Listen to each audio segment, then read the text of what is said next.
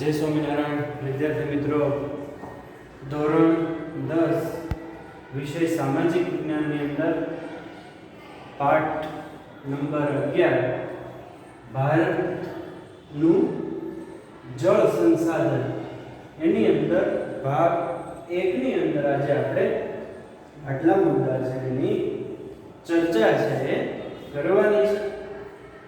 તો એની અંદર પ્રસ્તાવના એટલે કે જળ છે એનું શું મહત્વ છે, પાણી છે એનું શું મહત્વ છે આપણા જીવનની અંદર, આપણા દેશ માટે, દેશમાં વસતા લોકો માટે, એનો અભ્યાસ, એની પાયાની જાણકારી ઉપરાંત જળના જે સ્ત્રોતો છે, જળ છે એ પૃથ્વી ઉપર વસતા લોકો અથવા તો પૃથ્વીને કઈ કઈ રીતે પ્રાપ્ત થાય છે અને એ જળના સ્ત્રોતો છે એ કયા કયા છે.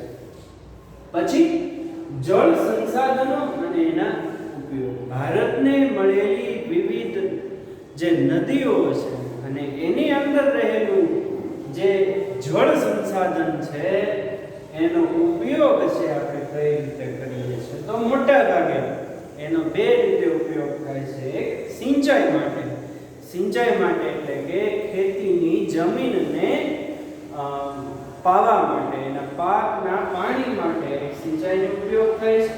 આ ઉપરાંત બહુહેતુક યોજનાઓ છે કે એમાંથી વીજળી ઉત્પન્ન કરવા માટે, પીવાના લોકોને પીવાના પાણી પૂરું પાડવા માટે, એવી ઘણી બધી એક સાથે એક યોજનામાંથી ઘણા બધા ઉપયોગો છે એ કરી શકાય અને બહુહેતુક યોજનાઓ છે એ કહેવામાં આવે છે. તો જળ સંસાધનો છે એના મુખ્ય બે ઉપયોગ છે, તો સિંચાઈ માટે અને બહુહેતુક યોજનાઓ માટે.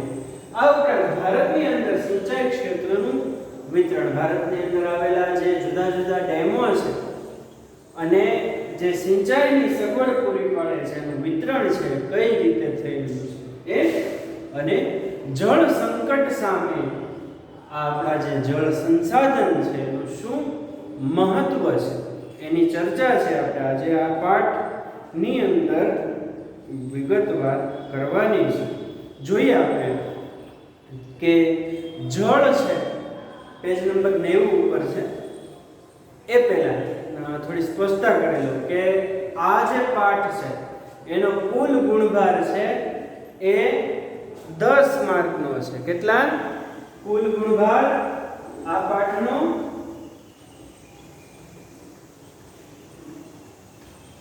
એટલે કે ધોરણ 10 ની બોર્ડની પરીક્ષાની અંદર 4 માર્કનું આ પાઠમાંથી પૂછાશે. ક્યાં ક્યાં પૂછાશે? તો કે વિભાગ એની અંદર 2 માર્કનું પૂછાશે. જોડકા જોડો, ખાલી જગ્યા પૂરો, ખરા ખોટા, એક બે શબ્દોમાં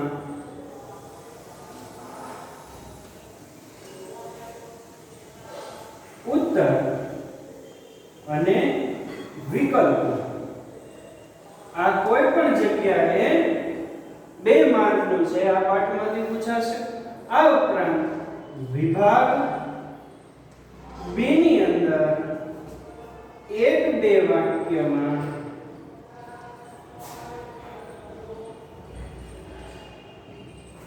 ઉત્તર આપો, એની અંદર 2 માર્કનું પૂછાશે. એમ કરીને આનો જે કુલ ગુણભાર છે કેટલો થાય છે? 4 થાય છે. તો આ રીતે બોર્ડની અંદર તમને પૂછાશે. આ પાઠ છે ખૂબ જ મહત્વનો છે, ખૂબ જ નાનો છે અને એકદમ સરળ છે અને સરળતાથી 4 માર્ક છે એ મેળવી શકાય એવો પાઠ છે. તો ખાસ આના માટે મહેનત છે આપણે કરવી જોઈએ. જોઈએ આપણે કે જળ છે તો જીવન છે. આપણા જીવનની અંદર જળ છે ખૂબ જ મહત્વ રહેલું છે. માણસની તરસ છીપાવવા માટે જળ છે એ ખૂબ જ આવશ્યક ચીજ છે. માણસ છે એ જળ વગર જીવી શકે નહીં, એટલા માટે જળને જીવન છે કીધું છે. જળ વિના પૃથ્વી પર કોઈ પણ પ્રકારના જીવનની કલ્પના થઈ શકે જ તેમ નથી. જળ વગર પાણી છે એનો બીજો કોઈ વિકલ્પ નથી. તમને પાણીની તરસ લાગે પણ તમે દૂધ પીવો તો પણ તમને તૃષ્ટિગુણ છે પ્રાપ્ત નથી થતો, તમને સંતોષ છે પ્રાપ્ત નથી થતો. પાણીની તરસ લાગે ત્યારે તમારે પાણી જ પીવું પડે. એટલા માટે પાણીનો વિકલ્પ છે એ કંઈ નથી. તમારે જમીનની અંદર કોઈ પાક છે ઉગાડવો છે તો એની અંદર પાણી પાવું પડે. પાણીના વિકલ્પે તમે એ તમારા પાકને કશું બીજું પાઈ ન શકો. એટલા માટે એમ કહે છે કે પૃથ્વી ઉપર આ જળ વગર, પાણી વગર કોઈ જ જીવનની કલ્પના છે થઈ શકે તે નથી. જળ સંસાધનનો કોઈ બીજો વિકલ્પ નથી. પાણીનો વિકલ્પ બીજો કોઈ છે જ નહીં. તેના ઉપયોગની યાદી છે ઘણી લાંબી છે. પાણી છે એના ઉપયોગની જે યાદી છે ખૂબ જ લાંબી છે.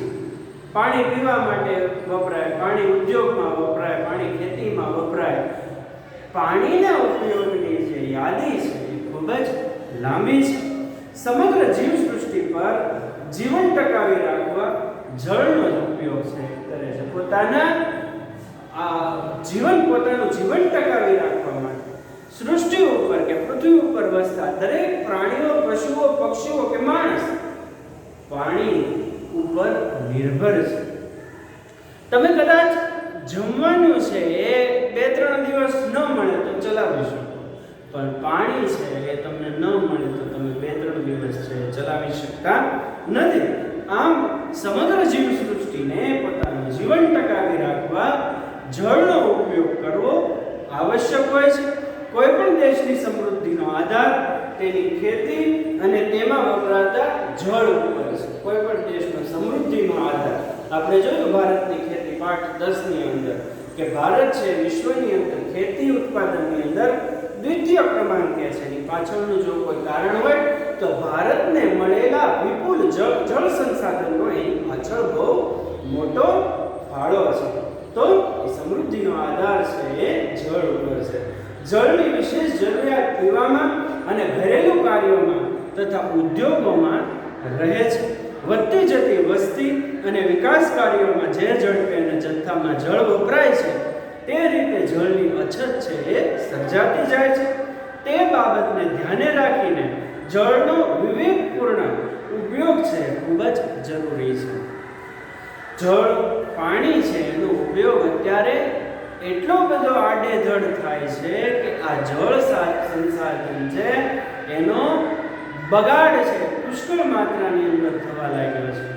તો જળ સંસાધન છે એને જો વધારે સાચવવું હોય છે તો એનો વિવેકપૂર્વક છે ઉપયોગ છે એ કરવો ખૂબ જ જરૂરી છે. તેના સ્થાને કોઈ પણ સંસાધન ઉપયોગમાં લઈ શકાય તેમ નથી.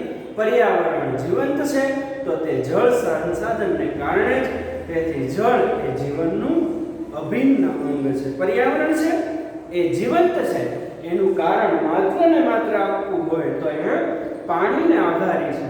જો પાણી છે એ ન હોય તો સમગ્ર પૃથ્વી ઉપર જે દુકાળની પરિસ્થિતિ ઉદ્ભવે અને દુકાળની પરિસ્થિતિની અંદર માણસ, પશુ, પક્ષી, સમગ્ર જે પૃથ્વીનું જે પર્યાવરણ છે એ નાશપ્રાય છે બનતું હોય છે. ત્યાર પછીનો જે બીજો પોઈન્ટ છે જળ સ્ત્રોતોની વાત છે કે જળ સ્ત્રોતના મુખ્ય 3 પ્રકાર છે. જળ છે આપણને 3 પ્રકારથી પ્રાપ્ત થાય છે. કયા કયા? વૃષ્ટિય જળ એટલે કે જે વરસાદ સ્વરૂપે વરસે છે એને આપણે વૃષ્ટિય જળ છે કહીએ છીએ. પૃષ્ઠીય જળ એટલે કે પૃથ્વીની ભૂસપાટી ઉપર જે પાણી છે એ સંગ્રહાયેલું છે. પૃથ્વી ઉપર, પૃથ્વીની ભૂસપાટી ઉપર નદી, તળાવ, સરોવર, સાગર વગેરેથી જે પાણી સચવાયેલું છે એને પૃષ્ઠીય જળ કહેવામાં આવે છે. અને ભૂમિગત જળ એટલે કે પૃથ્વીના પેટાળની અંદર અથવા તો પૃથ્વીની અંદર જે પાણી સંગ્રહાયેલું છે એને ભૂમિગત જળ છે કહેવામાં આવે છે. એમાં જોઈએ આપણે કે વૃષ્ટિય જળ છે એ પૃથ્વી પર જળ સંસાધનનો મુખ્ય સ્ત્રોત છે. જળ સંસાધનો એમાં પૃષ્ઠીય જળ અને ભૂમિગત જળ આ બંનેનો કોઈ જો સ્ત્રોત હોય અને મુખ્ય સ્ત્રોત હોય તે વૃષ્ટિ છે, વરસાદ છે. વરસાદથી પાણી છે એ પૃથ્વી ઉપર પડે છે અને એનાથી પૃષ્ઠીય જળ એટલે કે નદી, તળાવ, સરોવર, સાગર બને છે અને એમાંથી જે પાણી છે એ શોષાઈને પૃથ્વીના પેટાળની અંદર જાય છે અને એ રીતે ભૂમિગત જળ છે એ બને છે. નદી, સરોવર, ઝરણા અને કુવા એ ગૌણ સ્ત્રોત છે. આ બધા જ સ્ત્રોત વૃષ્ટિને આધારે છે. નદી, તળાવ, સરોવર, સાગર આ બધા છે ગૌણ સ્ત્રોતો છે. જો વરસાદ ન થાય તો નદી ન બની શકે, તળાવ ન બની શકે કે સરોવર ન બની શકે, પણ એ બધા ગૌણ સ્ત્રોતો છે. પ્રાથમિક જો કોઈ સ્ત્રોત હોય તો એ આ વૃષ્ટિ જળ છે એ પ્રાથમિક સ્ત્રોત છે. બીજું છે પૃષ્ઠીય જળ. પૃથ્વીની સપાટી પરનું જળ નદી, સરોવર, તળાવ, સાગર, ઝરણા વગેરે સ્વરૂપે જોવા મળે છે તે પૃષ્ઠીય જળ છે. પૃષ્ઠીય જળનો મુખ્ય સ્ત્રોત છે એ નદીઓ છે. ત્રીજું ભૂમિગત જળ. મુખ્ય જળ સ્ત્રોતોમાં ભૂમિગત જળનું સ્થાન છે એ ઘણું અગત્યનું છે. પૃષ્ઠીય જળના અવશોષણથી એટલે કે પૃથ્વી પર આવેલા જે પૃષ્ઠીય જળ છે એનું અવશોષણ એટલે કે પૃથ્વીની અથવા તો જમીનમાં પાણી મરવાથી એનું શોષણ થવાથી ભૂમિગત જળ છે એ પ્રાપ્ત થાય છે. ભૂમિગત જળનો જે જથ્થો છે એ અમર્યાદિત છે. ભારતમાં ઉત્તરના મેદાની વિસ્તારમાં 42% ભૂમિગત જળ છે એ મળે છે. એની નીચે અંડરલાઈન કરો કે ભારતના ઉત્તરના જે મેદાની વિસ્તાર છે ત્યાં 42% આ ભૂમિગત જળ છે એ મળે છે. દક્ષિણ ભારતમાં ઉચ્ચ પ્રદેશ અને પર્વતીય વિસ્તારોને કારણે ભૂમિગત જળનું પ્રમાણ છે એ ખૂબ જ ઓછું છે. જ્યારે ઉત્તરના જે મેદાની પ્રદેશો છે ત્યાં ખૂબ જ મોટા પ્રમાણની અંદર ભૂગર્ભ જળ મળે છે. એની સામે જે દક્ષિણનો ઉચ્ચ પ્રદેશ છે અથવા તો પર્વતીય વિસ્તારો છે ત્યાં ભૂમિગત જળનો જથ્થો છે એ ખૂબ જ ઓછી માત્રાની અંદર સંગ્રહાયેલો છે. ભૂમિગત જળનો સૌથી વધુ ઉપયોગ છે એ સિંચાઈ માટે થાય છે. ભૂમિગત જળ છે એનો સૌથી વધારે જો ઉપયોગ થતો હોય તો સિંચાઈ માટે થાય છે. ખેતીની અંદર સિંચાઈ માટે થાય છે. કુવા છે, ટ્યુબવેલ છે, બોર છે આ બધા દ્વારા જે પાક છે એને પાણી પાવા માટે, પિયત કરવા માટેનો સૌથી વધારે ઉપયોગ છે થાય છે. ત્યાર પછીનો જે પોઈન્ટ છે જળ સંસાધનો અને એના ઉપયોગો. એમાં પહેલો એનો ઉપયોગ છે એ સિંચાઈ છે. આ ખૂબ જ મહત્વનું છે કે ભારતમાં લગભગ 84% જળ સિંચાઈ માટે ઉપયોગી છે. ભારતની અંદર રહેલું જે પાણી છે, જળ સંસાધન છે એમાંથી 84%નો ઉપયોગ છે પિયત માટે, સિંચાઈ માટે કરવામાં આવે છે. જેમ કે 1 કિલો ઘઉં ઉત્પન્ન કરવા લગભગ 1500 લીટર પાણીની આવશ્યકતા છે એ રહે છે. તમારે 1 કિલો જળનું ઉત્પાદન ઘઉંનું ઉત્પાદન કરવું હોય તો એની માટે તમારી પાસે 1500 લીટર પાણી હોય તો 1 કિલો ઘઉં છે એનું ઉત્પાદન છે એ થઈ શકે. તો તમે વિચાર કરો, ભારત છે તો કૃષિ પ્રધાન દેશ છે અને ભારતની અંદર ખૂબ જ મોટા પાયા ઉપર કૃષિ છે, ખેતી છે થાય છે, તો એની અંદર કેટલું સિંચાઈ માટે પાણી છે એ વપરાતું હશે. તો 100%માંથી 84% જેટલું પાણી છે જળ સંસાધન છે એ સિંચાઈ પાછળ વાપરવામાં આવે છે. ડાંગર, શણ અને શેરડીના પાકને વધુ જળની આવશ્યકતા રહે છે. આપણે કૃષિની અંદર જોતા હતા કે આ ડાંગર છે, શણ છે, શેરડી છે એને ખૂબ જ વધારે પ્રમાણની અંદર પાણીની જરૂરિયાત રહેતી હોય છે. તો આ જે પાક છે એમાં પાણીની ખૂબ જ વધારે આવશ્યકતા રહે છે. પ્રાચીન સમયથી પાણીનો ઉપયોગ સિંચાઈ માટે થતો આવ્યો છે.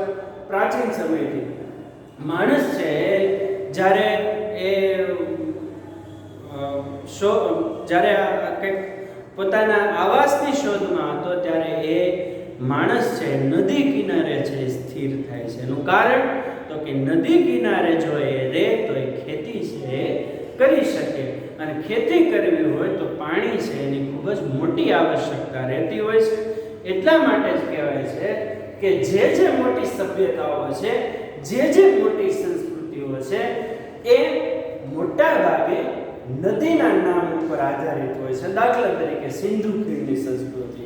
સિંધુ ખીણની સંસ્કૃતિ એટલે કે જે સંસ્કૃતિ છે એ સિંધુ નદીના કિનારે છે એ ઉદ્ભવી. ગંગા સંસ્કૃતિ, નાઇલ, મિસરની જે સંસ્કૃતિ છે એ નાઇલ સંસ્કૃતિ તરીકે ઓળખવામાં આવે છે. તો નદી છે એ માણસના જીવનમાં ખૂબ જ મહત્વની છે, એટલા માટે એને લોક માતા તરીકે ઓળખવામાં આવે છે. તો આનો જે સિંચાઈનો છે પાણીનો ઉપયોગ સિંચાઈ માટે લગભગ પ્રાચીન કાળથી કરવામાં આવે છે. કાવેરી નદીમાંથી ગ્રાન્ડ એનિક્ટ નામે જાણીતી નહેરનું નિર્માણ બીજી સદીની અંદર થયું હતું. એટલે કે ઈસુના જન્મ સમયે જે કાવેરી નદી છે એમાંથી આ ગ્રાન્ડ એનિક્ટ નામની જે નહેર છે એનું નિર્માણ કાર્ય છે એ થયું હતું. એની નીચે અંડરલાઈન કરજો. 1882માં ઉત્તર પ્રદેશની પૂર્વીય યમુના નહેરનું નિર્માણ છે એ કરવામાં આવ્યું હતું. 1882 ની અંદર જે યમુના નદી છે, પૂર્વીય યમુના નદી છે, એની ઉત્તર પ્રદેશની અંદર એની નહેરનું જે નિર્માણ છે એ કરવામાં આવ્યું હતું. ભારતમાં સિંચાઈના મુખ્ય 3 માધ્યમો છે. સિંચાઈના મુખ્ય 3 માધ્યમો છે. કયા તો કે કુવા અને ટ્યુબવેલ, નહેરો અને તળાવ. આ પૈકી કુવા અને ટ્યુબવેલ સિંચાઈના મુખ્ય માધ્યમો છે. એની નીચે અંડરલાઈન કરો કે સિંચાઈના મુખ્ય માધ્યમો છે કયા છે તો કે કુવા અને ટ્યુબવેલ છે એ સિંચાઈના મુખ્ય માધ્યમો છે. નહેરો તથા તળાવો અનુક્રમે બીજા અને ત્રીજા સ્થાને આવે છે. નહેરો દ્વારા સિંચાઈ સતલુજ, યમુના અને ગંગાના વિશાળ મેદાનો તથા પૂર્વના તટીય મેદાનોમાં આવેલ મહાનદી, ગોદાવરી, કૃષ્ણા અને કાવેરીના મુક્ત ત્રિકોણ પ્રદેશમાં થાય છે. નદીઓના પાણીથી સિંચાઈ છે ક્યાં થાય છે તો કે સતલુજ, યમુના અને ગંગાના જે વિશાળ મેદાની પ્રદેશ આવેલો છે ત્યાં, આ ઉપરાંત મહાનદી, ગોદાવરી, કૃષ્ણા અને કાવેરીનો જે ડેલ્ટા છે, મુખ ત્રિકોણનો પ્રદેશ છે, ત્યાં મોટા ભાગે પ્રાથમિક જો કોઈ સિંચાઈનું માધ્યમ હોય તો નદી છે. બાકીના સમગ્ર ભારતની અંદર સિંચાઈનું પ્રથમ માધ્યમ છે આ કુવા અને ટ્યુબવેલ છે. કુવા અને ટ્યુબવેલ એ કાંપના મેદાનોમાં સામાન્ય છે અને તળાવો દ્વારા થતી સિંચાઈ પૂર્વ અને દક્ષિણના રાજ્યોની અંદર વધારે પ્રમાણની અંદર જોવા મળે છે. તો કુવા અને ટ્યુબવેલ છે મુખ્યત્વે આ કાંપના જે મેદાનો છે એની અંદર એનાથી સિંચાઈ થાય છે, જ્યારે તળાવો દ્વારા છે દક્ષિણના રાજ્યોની અંદર વધારે પ્રમાણની અંદર સિંચાઈ છે કરવામાં આવે છે. ત્યાર પછીની જે વાત છે બહુહેતુક યોજનાની. ભારતમાં અનેક નાની મોટી નદીઓ વહે છે. ભારતની અંદર અનેક નાની મોટી નદીઓ વહે છે. ભારતનું જળ પરિવહન સમૃદ્ધ છે. એનું કારણ ભારતનું ભૂપૃષ્ઠ એવું છે કે અનેક નદીઓ બીજી નદીઓને મળીને તેનું જળ છે એ સમુદ્રમાં ઠાલવે છે. ભારતનું ભૂપૃષ્ઠ છે એવી રીતનું છે કે જેમાં એક નદી છે બીજી નદીને મળીને પોતાનો જે પાણીનો પ્રવાહ છે એને આગળ લઈ જાય છે. આ જળનો ઉપયોગ અનેક હેતુઓ માટે થાય તે માટે બહુહેતુક યોજનાઓ વિવિધ નદીઓ પર બનાવવામાં આવે છે. આવી જે નદીઓ છે એનું પાણી છે એ સમુદ્રની અંદર વેસ્ટ ન જાય એના માટે થઈને આ નદી ઉપર બહુહેતુક યોજના બનાવવાના ઉદ્દેશથી જુદા જુદા સ્થળોએ ડેમ છે એનું નિર્માણ કાર્ય છે કરવામાં આવ્યું છે. બહુહેતુક યોજના એટલે નદી ખીણો સાથે સંકળાયેલ વિભિન્ન સમસ્યાઓને હલ કરવી, જેમાં પૂર નિયંત્રણ, જમીન ધોવાણનો અટકાવ, સિંચાઈ અને પેયજળ, ઉદ્યોગો વસાહતોને પાણી આપવું, વિદ્યુત ઉત્પાદન, આંતરિક જળ પરિવહન, મનોરંજન, વન્યજીવ સંરક્ષણ અને મત્સ્યપાલનનો સમાવેશ છે એ થાય છે. આ ખૂબ જ અગત્યનું કે બહુહેતુક યોજના એટલે શું એની નીચે અંડરલાઈન એટલે કે નદી ખીણો સાથે સંકળાયેલ વિભિન્ન સમસ્યાઓ છે એને હલ કરવી, એની અંદર પૂરનું નિયંત્રણ કરવું, જમીન ધોવાણને અટકાવવું, સિંચાઈ અને પેયજળ છે એનું પ્રમાણ વધારવું, ઉદ્યોગો અને વસાહતોને પાણી પૂરું પાડવું, ઉપરાંત વિદ્યુતનું ઉત્પાદન કરવું, આંતરિક જળ પરિવહન છે એનો વ્યાપ છે વધારવો, મનોરંજન લોકોના માટે ફરવાલાયક સ્થળ છે બનાવવું, વન્ય સંરક્ષણ અને મત્સ્ય પાલનનો સમાવેશ જે યોજનાની અંદર થાય એને બહુહેતુક યોજના છે કહેવામાં આવે છે. ભારતની જે મુખ્ય બહુહેતુક યોજનાઓ છે એની અંદર ભાખરા નાગર એ છે સતલુજ નદીની અંદર ઉપર છે અને આ જે ટેબલ છે કોષ્ટક છે તમે પરીક્ષાની દૃષ્ટિએ જોડકામાં ખૂબ જ મહત્વનું છે. એટલે ખાસ આ જે ટેબલ છે બધા જ વિદ્યાર્થીઓને મોઢે છે પાકું હોવું જોઈએ. ભાખરા નાકલ જે ડેમ છે સતલુજ નદી ઉપર બનાવવામાં આવ્યો છે એનો લાભ છે પંજાબ, હરિયાણા અને રાજસ્થાન રાજ્યને મળે છે. આ ડેમનું નિર્માણ કાર્ય છે એની શરૂઆત 1948 ની અંદર કરવામાં આવી અને એનું કામ છે 1963 ની અંદર પૂરું કરવામાં આવ્યું. ભાખરા નાગલ ડેમ છે એને બનાવવા માટે 245.68 કરોડ રૂપિયાનો ખર્ચો છે સરકાર દ્વારા કરવામાં આવ્યો છે. આ ઉપરાંત બીજી છે કોસી છે એ કોસી નદી ઉપર બનાવવામાં આવી છે જે બિહારની અંદર આવેલું છે. ઉપરાંત દામોદર ખીણ અથવા તો દામોદર વેલી તરીકે પણ ઓળખાય છે. આ જે યોજના છે દામોદર નદી ઉપર બનાવવામાં આવેલી છે એનો લાભ છે એ ઝારખંડ અને પશ્ચિમ બંગાળ રાજ્યને પ્રાપ્ત થાય છે. આ ઉપરાંત હીરાકુંડ યોજના છે જે મહાનદી ઉપર બનાવવામાં આવેલી છે. આ જે છે એનો લાભ છે ઓડિશા રાજ્યને મળે છે. એનું નિર્માણ કાર્ય છે 1947 ની અંદર શરૂ કરવામાં આવ્યું અને પૂર્ણ છે 1957 ની અંદર કર્યું. આ યોજના બનાવવા પાછળ 1.01 અબજ રૂપિયાનો ખર્ચો છે કરવામાં આવ્યો છે. આ ઉપરાંત ચંબલ વેલી છે, ચંબલની ખીણ છે એ યોજના છે એ ચંબલ નદી ઉપર બનાવવામાં આવી છે. એના લાભ છે એ મધ્યપ્રદેશ અને રાજસ્થાન રાજ્યને પ્રાપ્ત થાય છે. નાગાર્જુન સાગર યોજના છે એ કૃષ્ણા નદી ઉપર બનાવવામાં આવી છે.